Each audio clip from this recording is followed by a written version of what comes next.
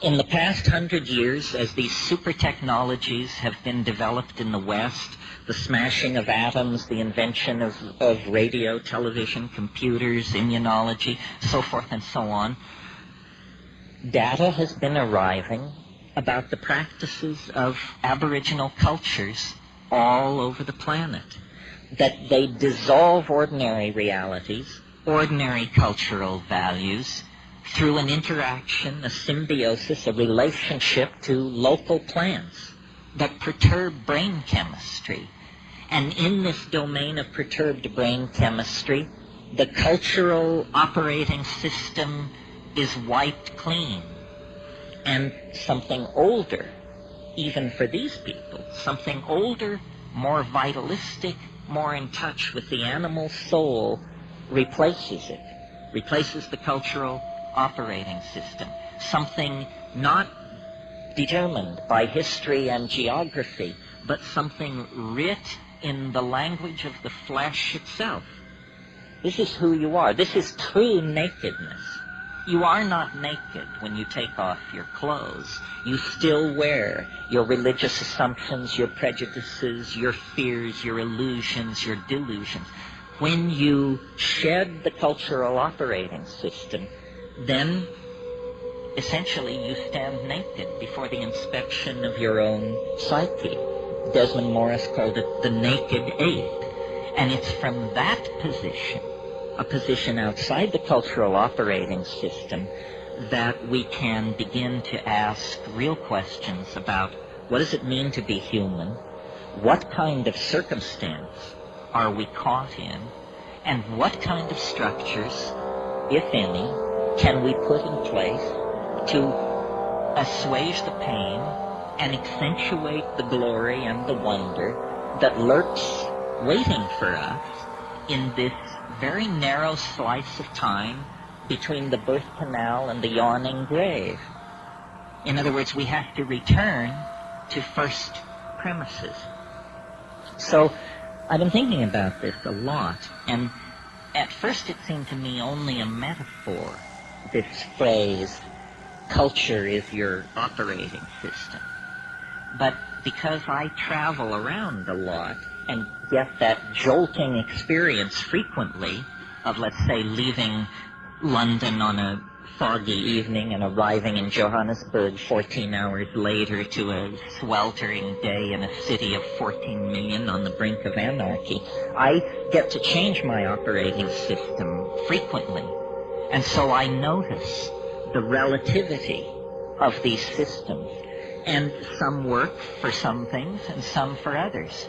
For instance, if you are a positivist, if you're running Positivism 4.0, you can't support UFOs. Positivism 4.0 does not support UFOs. If, on the other hand, you're running your Rancha book 5.1 as your operating system, UFOs and a number of other things can get in through the door.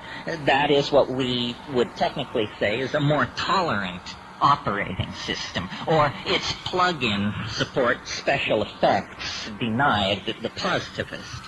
Well, it's fun to think this way because it shows you that you don't have to be the victim of your culture. It's not like your eye color or your height or your gender. It's fragile. It can be remade if you wish it to be. And then the question is, well, how does one download a new operating system? Well, first of all, you have to clear some space on your disk. The best way to do this is probably with a pharmacological agent. You think of some while I have a drink of water.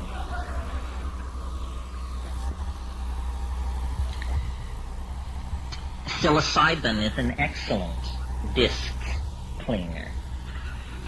You can put a lot of things in the trash and have them just disappear with a psilocybin upgrade.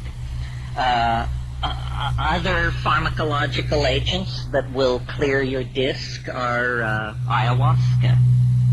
And of course, these are gentle clearings of the disk, which take 5, 6, 7 hours. If you're in a hurry to dump that old data and leap right into the new operating system, click on the button marked dimethyltryptamine. A compressed disk erasure will immediately be downloaded, unstuffed, bin-hexed, implemented, installed, run, and you will find yourself with an entirely different head. Now, shamans have always known, though they may not have used the kind of language I'm using here, shamans have always known this trick. What trick? It has two facets. First of all, that culture is an operating system. That's all it is. And that the operating system can be wiped out and replaced by something else. So, in essentially, what's going on among shamans and those who resort to them for curing and counseling and so forth is somebody's running a slightly more advanced operating system than the customer. The shaman is in possession of certain facts about plants, about animals, about healing, about human psychology, about the local geography, about mojo of many different sorts that the client is not aware of. The client is running culture light. The shaman paid for the registered and licensed version of the software and is running a much heavier version of the software than the client. I think we should all aspire to make this upgrade. It's very important that you have all the bells and whistles on your operating system. Otherwise, somebody is going to be able to get a leg up on you. Well, what's wrong with the operating system that we have? Consumer capitalism 5.0 or whatever it is. Well, it's dumb. It's retro. It's very non-competitive. It's messy.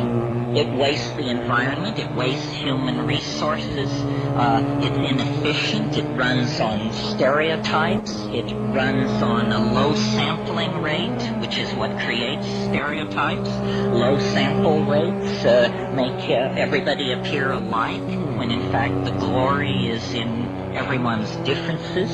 And the current operating system is flawed. It actually has bugs in it that generate contradictions.